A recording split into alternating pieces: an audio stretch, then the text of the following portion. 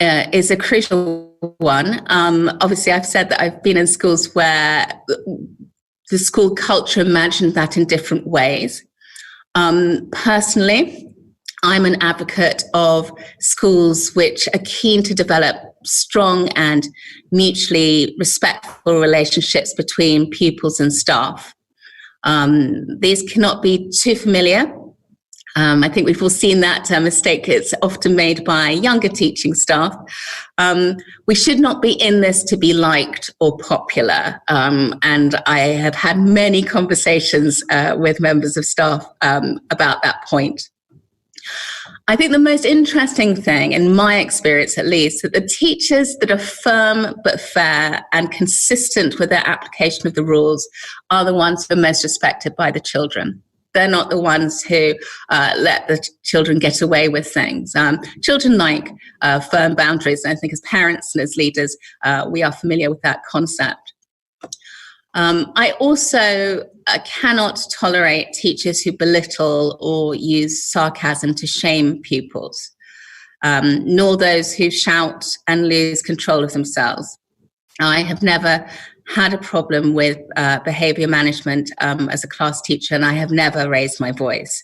I think it's important to give teachers the skills and techniques that they need in order to maintain good classroom control. But shouting should not be in their arsenal. I always ask teachers, would you be happy for parents to witness the way that you just spoke to that student? And I have to say the response that follows a question like that is often eloquent in its silence. So that brings me to behaviour in general. The hallmark of an excellent school culture is the way that pupils and teachers behave. I'm a great believer in old-fashioned values, which emphasise the need for pupils to take responsibility for the way in which they interact with others. So a successful school culture for me is one in which pupils feel proud and invested in their community. I like pupils to hold open doors, not just for adults, but for each other. There should be a strong student council. I think student voice is really crucial in maintaining and developing an excellent school culture. With ideas to improve school behaviour can be articulated by the children. They can have surprisingly interesting and valuable ideas around this area of behaviour. And often they see things in sort of black and white terms. But I think that appropriate ideas, if they are appropriate, they can be implemented. And I think it's great for children to have a hand in the behaviour in a school, because obviously it affects them most directly. So most schools that I've worked in have operated along some sort of point system in terms of behaviour management of the pupils, which typically reward good work and behaviour and then remove points for the failure to achieve this, either in work or behaviour. And then usually children accrue a certain amount of points, and then they hit a milestone and they get an award or a badge. For me, it's really important that these awards are properly incremental, because some systems seem to only reward pupils who are willing to play the long game. And I'm not saying that this is always girls, but in my experience, girls are much better at seeing that sort of long distance prize and working determinedly towards it. Other children, and I'm not going to say boys, don't want to limit this by gender, if the child sees the goal as being so impossible, so lofty, they won't work to try to achieve it.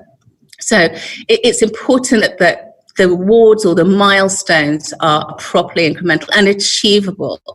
This is the carrot, if you will, in terms of trying to encourage the children to work hard and behave well. One thing that I have implemented in other schools, is linking personal responsibility of pupils with collective responsibility. So the pupil has his or her own running total of points, but this then is fed into an overall house system where you have houses, which of course is very typical in British schools, but I know a lot of Nigerian schools also operate this and beyond.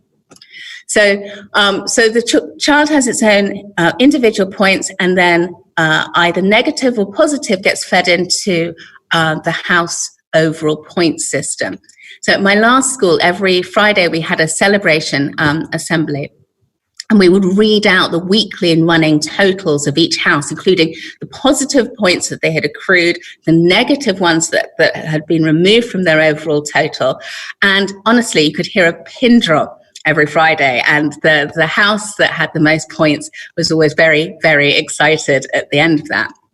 And what was even more interesting to witness was that how pupils actually actively modified their behavior in order to benefit not themselves, but their house as part of a sort of collective common endeavor. Marking. So for me, pupils can only make strong progress where the marking in their books is regular and thorough. And it is a great shame, therefore, that in every single school that I've ever worked in, I have seen catastrophically poor practice in this area. So on a fundamental level, I'm looking for the following. Do the teacher's comments enable pupils to be reflective in their learning and to progress? Ideally, there should be a comment on what is good, and then what the pupil needs to do in order to improve next time. And for me, it's staggering that the failure to achieve this simple approach is still an issue in 2020. So imagine for a moment, you are a student, you spent, good hour on a piece of extended writing. What do you get back? The word good and a grade of 20 out of 25. There is no sense what you have to do in order to gain those extra 5 marks. Worse, for me, I think, is that it's as if your hard work has gone unvalued. What thoughts might go through your head when you sit down to write your next piece of work? Do you know how to get 22 out of 25? No. Do you think your teacher cares about the effort that you put in last time? No. If you're 14 years old, do you try as hard next time? Maybe not. The other thing is that poor marking stifles pupils being able to take ownership over their learning and progress. Because if you don't know what you're doing wrong, how are you meant to address it and work towards improvement? I think that unannounced work scrutinies led by senior management are a crucial element of establishing an excellent school culture. I don't want teachers to be told which books we're going to look at and then deliver them to a classroom. I want to be able to go into a classroom, sweep up a whole cohort's worth of books and look at them myself. And I think staff need to get used to that approach. Otherwise, it can be mistreated. I think that in developing a culture of excellence, people's work must be valued and appropriately rewarded by teachers. And proper feedback is an essential component of pupils' success. Next slide, please. Which brings me to my next point. Pupil experience and well-being. So the pupil's experience in a successful school extends far beyond the classroom. And indeed, the hallmark of any successful school culture is the way that it nurtures students' other skills and interests. When developing a culture of excellence, it's important that children see that other areas are valued beyond the academic. So in talking about extracurricular activities, I mean something which is outside, not included in the normal curriculum, extra meaning outside or beyond. I think it's really worth working hard to develop a rich and varied extracurricular program, using the staff that you employ rather than getting coaches from outside where you can't control or monitor the quality as well as you might be able to do with your own staff. So the benefit of a rich extracurricular program are well documented. They contribute enormously to students' social and academic development, and obviously they're designed to enrich the experience of the people beyond the confines of the classroom. So through participation in activities such as sport and music, children learn those important soft skills such as teamwork, working collaboratively towards a common goal, as well as accessing leadership opportunities. I think it's particularly important for those children who don't necessarily excel in the classroom, because they often provide the opportunity to raise self-esteem and build confidence. So a child might be terrible at maths, but as football captain, gain the admiration and respect of her peers. Those pupils who participate in extracurricular activities also need to learn to manage their time efficiently, making decisions about when to do homework or, say, practice a musical instrument. This is a key element of becoming a successful student and later a successful adult. There have been lots of academic studies into the effects or benefits of extracurricular activities, and they've noted an improvement in academic attainment, higher educational aspirations, lower levels of depression, and reduced absenteeism. So indeed, there was a British study of just over 500 private schools, and it proved a strong correlation between the numbers of extracurricular activities on offer at a school and the proportion of children getting top grades at GCSE.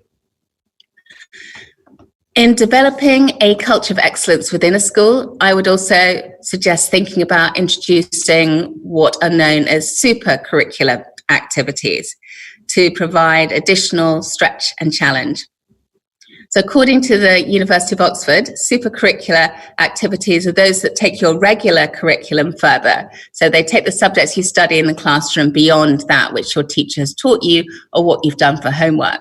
So these often tend to be the subject-based societies like the history or classics or mathematics society, or offering perhaps a coding club which takes, allows pupils to develop their skills in this area far beyond the confines of the curriculum. So not only do these activities encourage personal development and independent learning opportunities, but they also provide evidence of genuine academic interest, which is what admissions tutors at the best universities are expecting to see.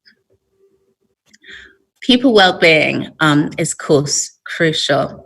I think when you have high expectations of pupils and a spirit of competition permeating an environment, it's essential to ensure the mental health and well-being of the pupils under your care is managed properly.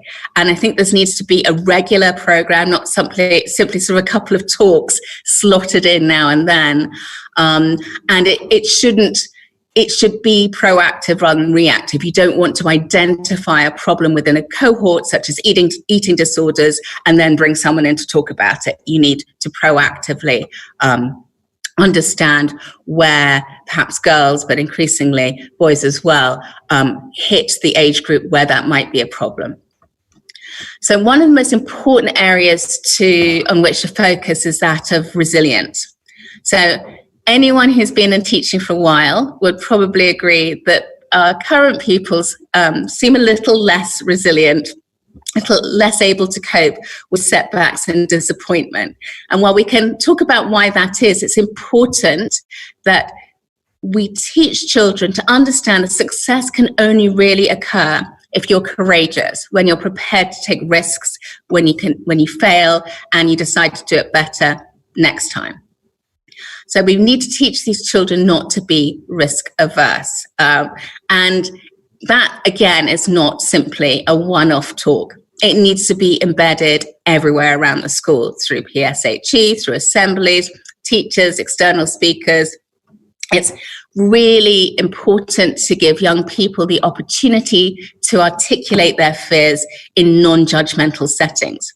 So we at Grange, we have on-site counselling staff, but we also bring in outside expertise, because sometimes young people can feel that they can express their thoughts more freely to an individual who does not know them.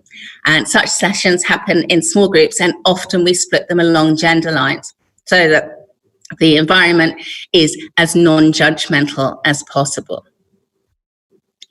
So we all understand that the most important aspect of running any school is not getting the children A's, but keeping them safe. I think I haven't been at a school recently that doesn't have robust systems in place to prevent strangers entering the premises or identifying victims who may be being abused. But I wanted to just take a moment to mention peer-on-peer abuse, because it can often have a devastating impact on schools, and statistically it's far more prevalent. So that we can see that we are, as leaders, we are the moral guardians of the school, and we must ensure that our premises are safe, that there is no abuse that can take place between our pupils. Obviously I'm talking about bullying, but that can be on or offline. It can be emotional harm, it can be harassment, and it can be any other forms of abuse. I think that, and I think we can all think of schools perhaps that we've worked at the past where there were potentially unsafe areas. There were areas where problems kept arising. What can we do to make those spaces safer? What can we do? Is that putting in CCTVs? Is that having a member of staff, in charge in the locker rooms, during lunch break? And I think that obviously guidance needs to be embedded in the school's safer internet teaching and ICT acceptable use policies. But it is crucial that pupils should be absolutely clear on what is acceptable on and offline in terms of their behaviour. And sanctions need to be clear, robust, and consistently applied. I think hiding behind a screen, sometimes the children don't understand the impact that it can have on someone else. But we need to teach our young people that actually that this can be worse, because there is no escape from it. It can happen beyond the confines of the classroom, beyond the confines of the school itself. Can I have a new slide, please? Thank you. Staff training and wellbeing is my next area. So I've talked a little bit about pupil wellbeing, but obviously staff wellbeing is also crucial. Unhappy teachers are not going to be great teachers. Again, I would offer support in this area on a regular basis rather than inviting in speakers on a sort of ad hoc basis. We have a weekly wellbeing slot at Grange, which offers everything from yoga to talks on specific subjects, which we think would be helpful in supporting our staff wellbeing. And we also offer online wellbeing courses to our staff. Obviously, the quality of teaching staff is essential in promoting and maintaining a culture of excellence. The recruitment process is obviously where this all starts. It should be rigorous, and it must involve a teaching test. I don't think any CV can tell you whether or not a teacher has the qualities necessary to meet your school's idea of excellence.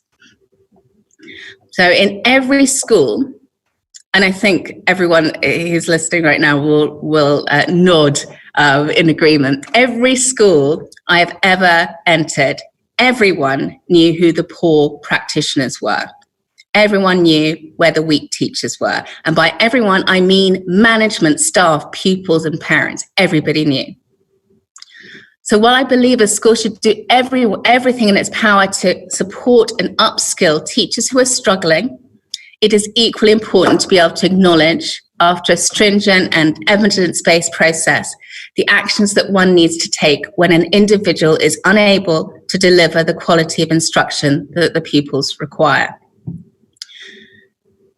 Training and developing staff is a crucial component of a successful school. This does not need to just be a mixture of in-house and external CPD. One of the best schools I ever taught at allowed teachers to go and watch another member of staff teach on the last Friday of every month. You had your lessons covered, and you could, by appointment, go and see any member of staff that you wish to teach. And it's an experience that I found absolutely invaluable. So one Friday, based on the recommendations of my GCSE English Literature students, I went to an A-level physics class. And physics was not a subject that I recalled with any fondness from my own time at school. But I learned more in that class than I would ever have been able to do on a course. He was particularly gifted, actually, at stretching and challenging the more able students, allowing them to really, go off at a real pace, while still supporting the needs of children who found it a little bit trickier. And, there were very complex ideas that he was teaching, but he did so in a way that everybody could grasp them. So I would really recommend that school leaders think about that as, who your good teachers are as well. So how can you get teachers in to watch them and to learn from them? So we have, in addition to that, we have a weekly CPD slot. But as head of school, I think it's really a responsibility of ours to identify and grow future leaders who have the qualities necessary to assume roles of responsibility in the future. What you don't want are your best teachers leaving for another school in order to progress their careers. I believe you need to make your staff feel valued and listened to. This does not mean that you are dictated to by your staff, but in order to get them on board with change, you do need to listen to their ideas and objections and then explain clearly and carefully the rationale behind any changes that you plan to make. Next slide, please. So finally, I get to leadership and management. I have left this to the end, as it's impossible to initiate or maintain a culture of excellence in a school without the right sort of leadership and management team in place. It cannot simply be the vision of the head of school. It needs to be a shared vision which is developed collectively and collectively implemented. So in your senior team, you need a proactive, creative group of people with differing skill sets and a passionate commitment to the school. For example, you will need someone who's always considering new ways to improve the curriculum. The curriculum is an organic thing. It should be always growing and evolving. You need someone who's always thinking about that area, always thinking about how do we add something? How do we take it away? Why are we doing this? Questioning the wisdom of offering different subjects. For instance, this year, we're introducing computing, IGCSE, alongside ICT, and we're also introducing thinking skills lessons for our key stage for pupils. We're removing Mandarin from Key Stage 1 because we felt that with French and Spanish, they already had a lot on their plates. So it's already thinking about, the value of and wisdom behind the academic provision on offer.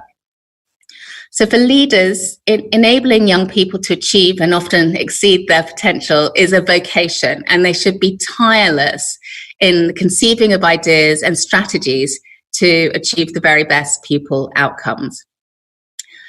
For me, senior leaders should always question how the school can and should innovate. So weekly meetings, senior team meetings, should not be self-congratulatory, but analytical, predicated on the idea that whatever we've done, we could always have done it better.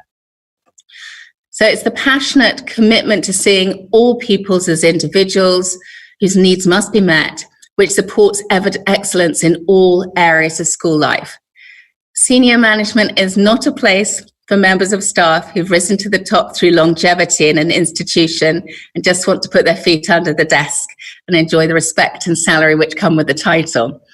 Indeed, all senior team members must be subject to stringent annual appraisals with targets which must be met, and changes to personnel at the top should not be avoided just because a member of staff has been at the school for decades.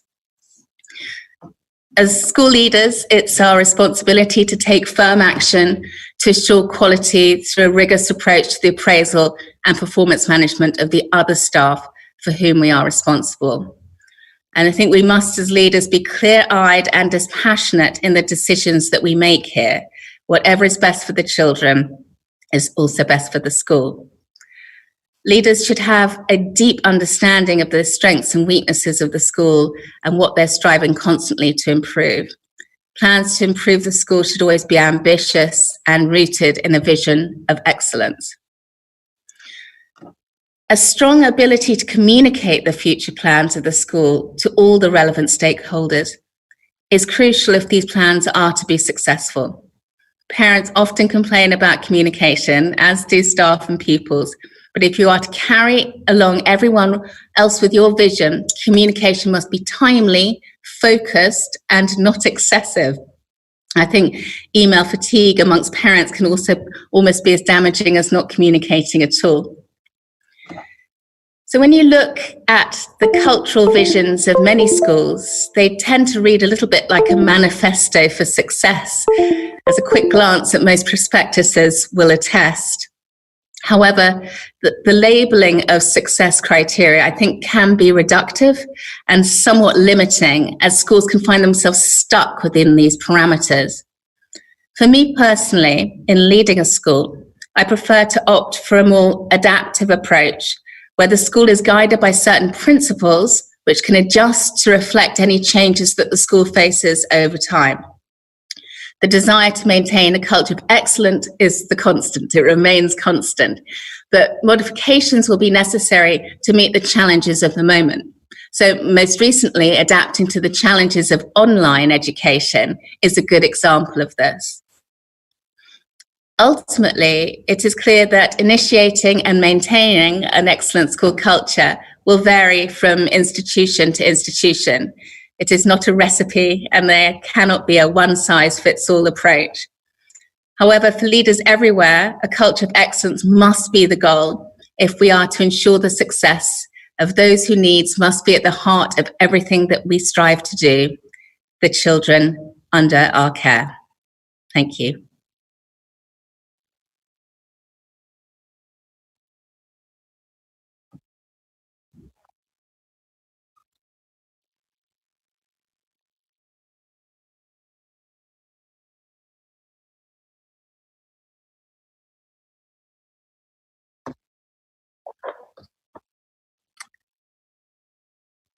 Culture, the experience learners get is a key one, right? And you were able to share around leadership, safety, relationship with learners, assessment, and that was very insightful. We want to appreciate you again, Mrs. Abra, for that presentation. Thank you so much. Thank you very much. We have a number of questions coming in here right now. I'm going to start with this one. And one of the things that also came out strong in your presentation, you shared about the learning environment, right? And I've done some work, personally in that area as well. In 2018, I went to about 12 schools in Lagos, trying to check the impact of the learning environment on students learning. And so someone is asking here, right? So in a classroom where you have about 70 pupils, right? That's the reality in some schools, right? In a case where you have 70 pupils across, different classes, how do you give great and reflective comments? In a class where you have about 70 pupils, how do you give great and reflective comment? That's one. I'm going to tie it to another question that talks about the classroom, talking about the learning environment. So this person says, what would you advise that eye flyers are placed in different classrooms, or from the not so bright students? What would you say with regards to that? Okay. Listen, I understand the challenges of giving meaningful feedback when you have very, very large classes. I know that I've never obviously taught in a class of 70, but I know that it is the experience of many people around the world. There's several ways that you can do it. There's staggering homework so that you're not getting in 70 responses at once. You're getting it in little incremental steps. And I think that in that way, as a member of staff, that you can give yourself sufficient time to write reflective comments. You can also, there are lots of things that we have here in the UK where you can stamp with things like verbal feedback given, and then save your actual written comments for that work that they are doing, perhaps at home, that you want to reflect on in greater detail. So there are ways to make so that you're not having to cover a book in comments, particularly have very large classes, but that you make sure that on the work that where you're testing the knowledge of the pupils, there's a sort of what you've done well and even better if you had done this. I think that is really crucial. But I understand that for some teachers, this is an enormous challenge. But I would suggest, and I have done this myself when I had a very big A-level class, I staggered the due date so that I didn't get 21 A-level English classes in A-level English essays in at once. So that's one way of doing it. This is a really contentious question, the idea of setting pupils and removing the high flyers and streaming. I've worked in schools where they have had both of these things. For me, interestingly, I would say for certain subjects, for instance, maths, I think that it works well to have the high flyers in different sets, because their needs are so very different from those who are really struggling. However, a subject like mine, English, if you're teaching a bottom set English, which I have done, and you've just got a group of people who all struggle with English literature, basically as a teacher, you're having a conversation with yourself. So there, I think mixed ability can be really useful, because then children are not just hearing from the teacher, they're also hearing from their peers. And I think you need to look at cohorts. Are you talking about, in my last school where was a mixed ability year 6 class, so they were 10 years old. One of the children, though, was doing GCSE work in a maths class. So I think it's possible to do it. But I know that from experience with some of my maths colleagues that they prefer to isolate the very, very strong mathematicians and give support to the weaker ones. So that's a bit of a sitting on the fence. But for English, I prefer mixed ability classes to setting them according to ability. Awesome. Thank you for that. This other question goes back to culture in itself. It says, why is it necessary really for schools to have an excellent organizational culture? Is it really a must, or what's the essence for having a strong organizational culture? So why is it important to have as an organization or to be organized? Sorry, just to clarify that. For an organization, why is it important to have a strong organizational culture? And could you also let me also add to that? There was another question that came in. I think that goes with that.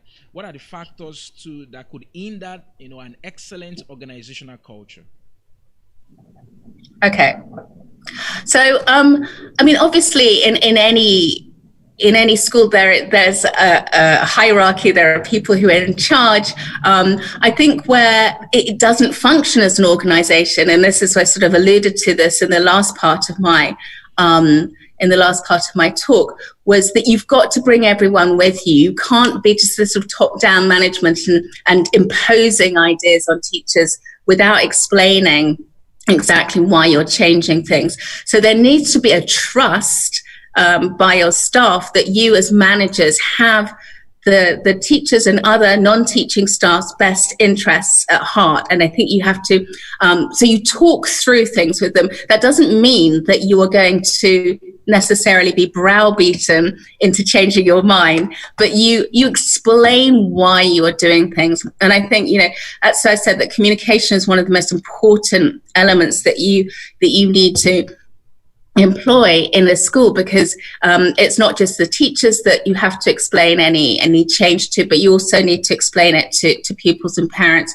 But that organization needs to work. So as a management team, even if we disagree with each other behind closed doors, we to the rest of the world, we are speaking as one. That's really important too. So you're looking for a very strong and unified management team who are not afraid in meetings to disagree with one another, because you don't want to be surrounded with people who just say yes to every idea that you have. You need to have pushback, and you need to question the validity of the ideas and the processes and procedures that you have put in place. But that unity and that vision and that strength of purpose needs to be communicated to everybody, from staff to pupils to parents. And having that strong vision is crucial for leading a school successfly forward. Awesome.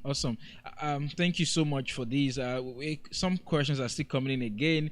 Let me see. We have another one coming in here right now.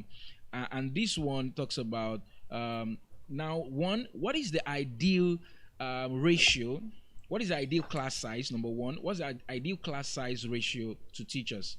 I'm sure the person means teachers to student ratio, or I'm not sure if the person means the ideal size of the classroom. But I think it's the size ratio, the ratio of teachers to students. Mm-hmm. What is the ideal size? I don't know if you can quickly just respond to that. Okay, so the schools I've worked at, typically up to GCSE, the largest class has been 20. So 1 to 20, I think, is typical and manageable. I think at A-level, a smaller class size is desirable. When I worked at when I was deputy head and then I was head of a sixth form college in London, we had 1 to 10 at A-level, which again worked really well because it meant that no one could hide. The level of discussion was strong, and that it was easier to differentiate with fewer children to manage. I understand, and I have worked in schools where, at A-level, 20 children in a class is not unusual as well.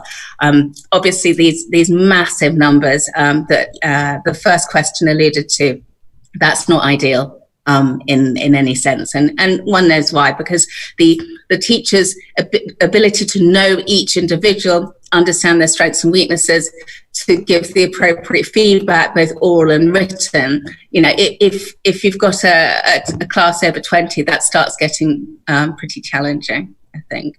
And that's when you lose that ability to teach the children and treat them as an individual as well. Okay, thank you so much. There's this interesting question here. It says, now, how can students also imbibe the school culture? Apart from, it says, what strategies can you use to make students to also imbibe the school cultures apart from just the workforce and the teachers? How can students also imbibe the school culture? Okay, so I mentioned school council student voice is really important. That children need to feel that they are part of a community, but that their voices are heard and their voices are valued.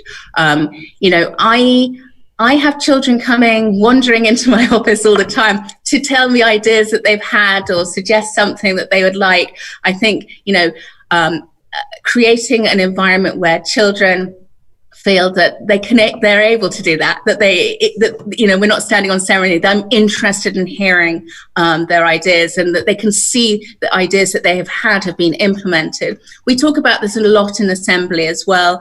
Assemblies are often, far often, they're not led by the students themselves rather than teachers. And again, that's another platform for pupils to articulate their ideas and for their voices to be heard.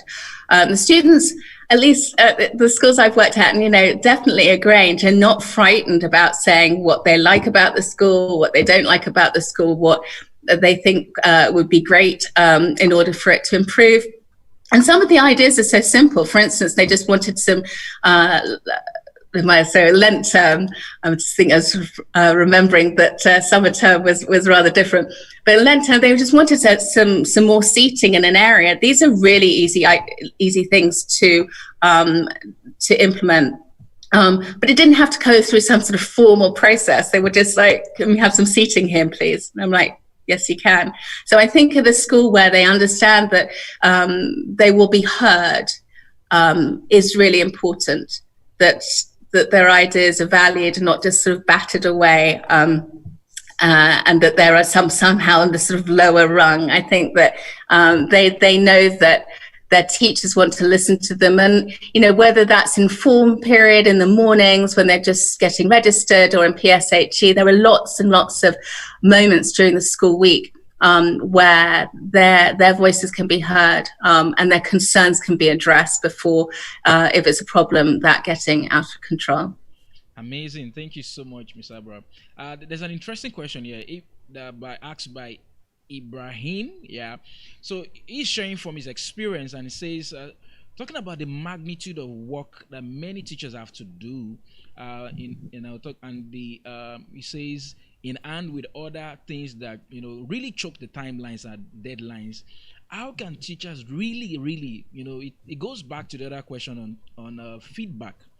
He says, how can teachers really give quality feedback to learners' work, such that it can be consistent, giving consistent feedback on their work, even amidst these choking deadlines and timelines. What do you have to say to that? I used to spend, when I was a class teacher, I spent a lot of time marking. I'm not going to sugarcoat it. It does take a long time. I think that if you want your pupils to make rapid progress, it's almost impossible to do so without quality feedback from their teachers. I think that we cannot expect the children to know instinctively themselves what they need to do to improve their work.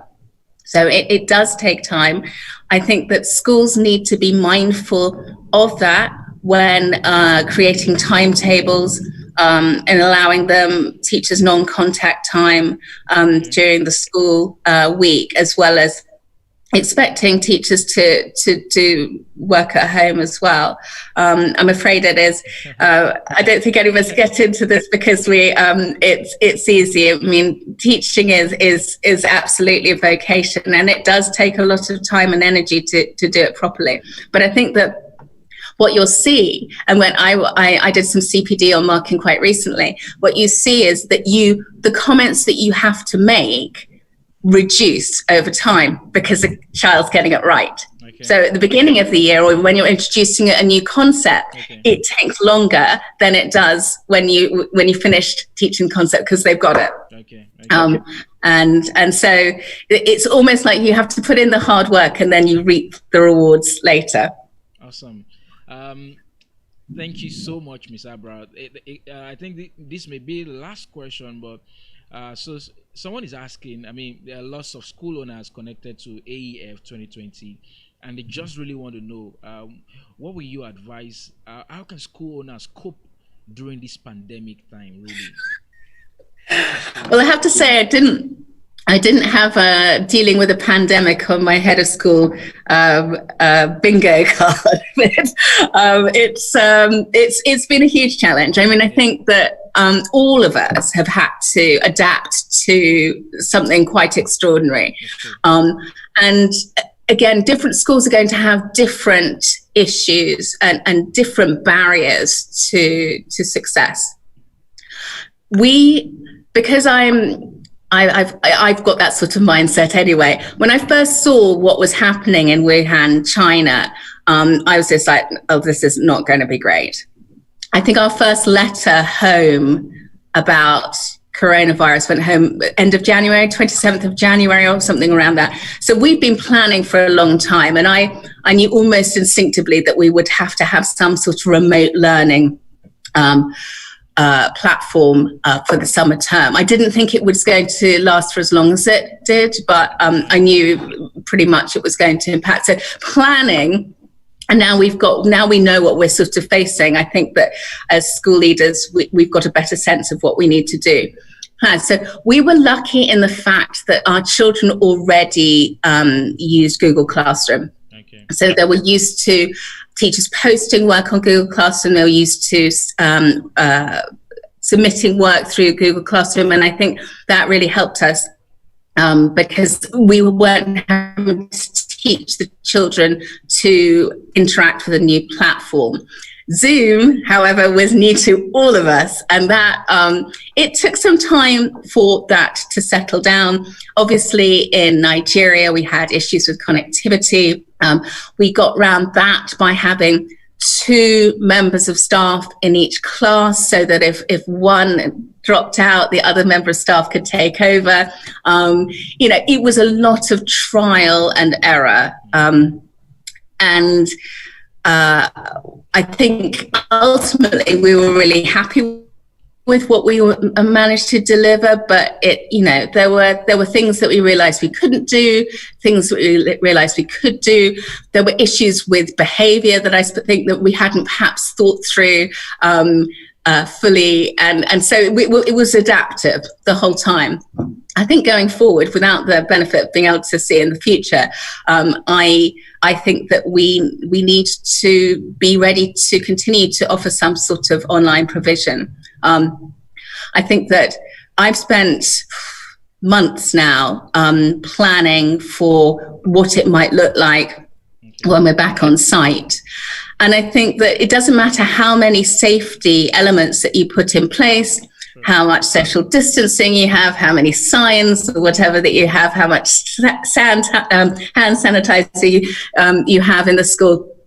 If parents are not convinced that their children are going to be safe, they're not going to send them back. So it's no point in doing this unless, again, you get everybody to buy in what you're doing. Okay. I think that we've had the benefit of being able to look at other schools around the world, how they've done it, how they've got it wrong. So in Israel, it was a disaster, whereas in Denmark, they seem to have got it right, but they had just primary school initially. And I think some sort of phased return seems to be the best the best idea in terms of ensuring people and staff safety as well. As I think we talk a lot about the children, but obviously it's the staff in terms of their health. They're more likely to be impacted negatively by contracting COVID-19.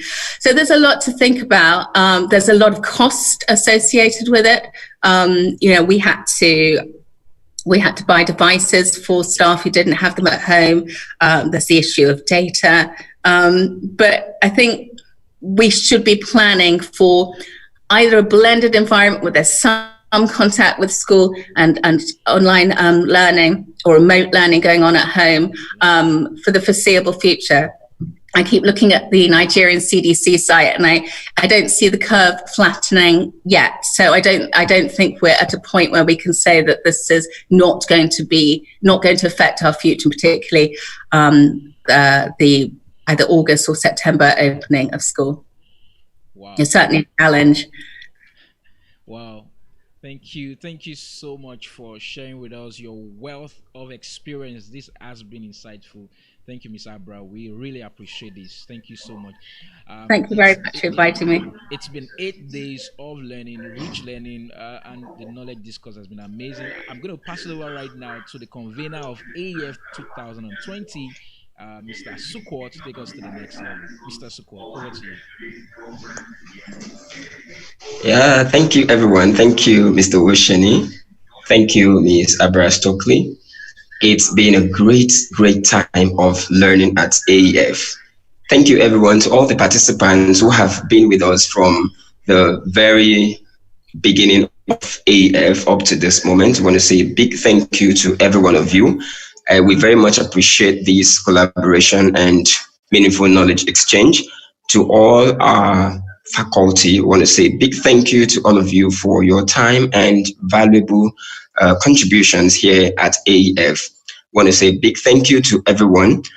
Just before we finally bring AEF 2022 its climax, I'd like to just quickly mention a few things that in order to help, because we are strong advocates when it comes to teachers' professional development. And so we're going to be helping you document your learning experiences at AEF. And so we have made available a certificate of attendance optionally if you would like to have it. Please send us a mail or drop us a DM on any of our social media platforms or send us a WhatsApp message. And we'll very much like you to be a part of our community on WhatsApp or Telegram. The links are already on our social media platforms, so you could check them out and join us. We're trying to build a robust community of educators that we will be able to harness our strength and then come together to build a functional educational ecosystem in Africa. I have personally learned a lot from this session, and I have taken notes from day one of AEF. I've taken notes, and so the team at AEF, we're going to go back, look at all of these. The other day, Mr. Gospel Bailey was talking about data and how to have a think tank that will be able to provide data for meaningful decision making for school leaders. And so at AEF, we're going to be looking at all of these important suggestions, because we want to be able to arm educators in Africa with meaningful data with which they could make meaningful decisions as it pertains to educational development in the continent. And so we'd like you to join our community so that you would not miss out in any of our programs. And this forum will come up again in 2021. But before 2021, we're going to be rolling out several programs, leadership and management programs for school leaders, educators, in order for every one of us to be able to hone our skills and deliver efficiently and effectively on the very important task that is ahead of us, especially with these advent of the COVID-19 pandemic. It is important for us to be able to arm ourselves effectively and be ready for the tasks ahead of us. We have received a few requests of people indicating interest to have the recorded audio of this AEF 2020. Maybe you missed some of the days. We started on the 17th. Maybe you missed some of the days. Some people have reached out to us to ask if there will be the recordings will be made available. And so we've got great news for you, and we're saying yes. The recordings will be made available and they will be communicated to every participant via email. So please do check your emails regularly for updates from us. And so as we bring the program to a close, remember that all of these that we have learned, if we do not put them into practice, it is almost going to be useless. And we do not want these efforts and meaningful contributions to be useless. So please, we're urging you all to please put everything that you have learned at AEF and other platforms that you have learned, please put them into practice so that we will be able to run an efficient school system in Africa. It is our desire at AEF to see that the educational system in Africa competes favorably with other countries in the world. And is it possible? Yes, it is possible. Very, very possible. On behalf of the team at AEF, I want to say a big thank you again to all the participants. Thank you to all the faculty members. We're definitely going to be back in 2021.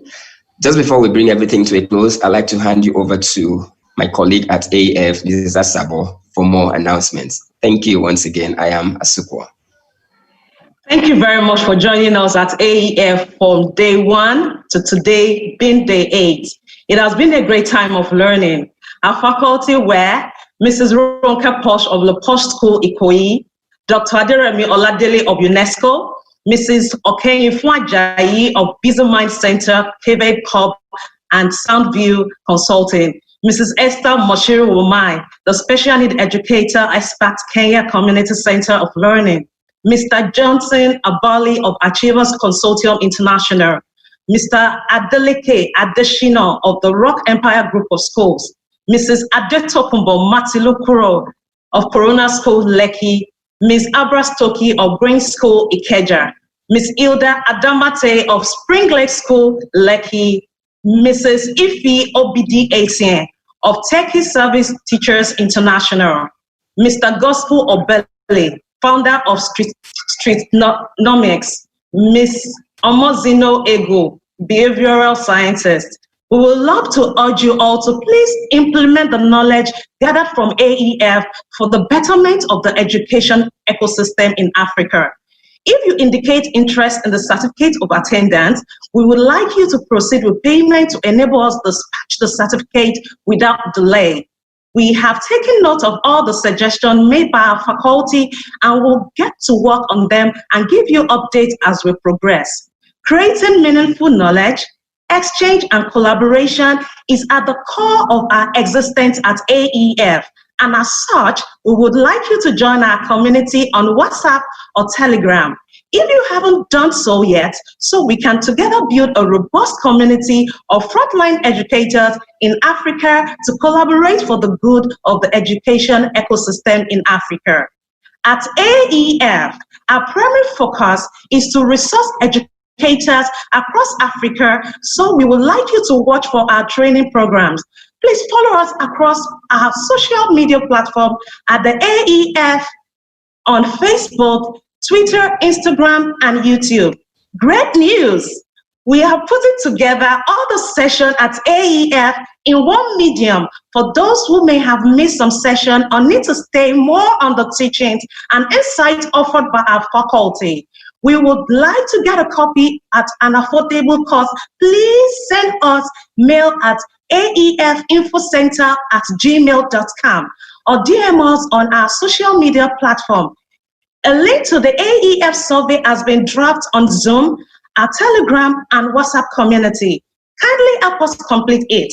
Your feedback is important to us. Thank you for your time. Enjoy the rest of the evening. I am Taiwo Asabo. Stay safe and see you all at AEF 2021. Bye. Thank you.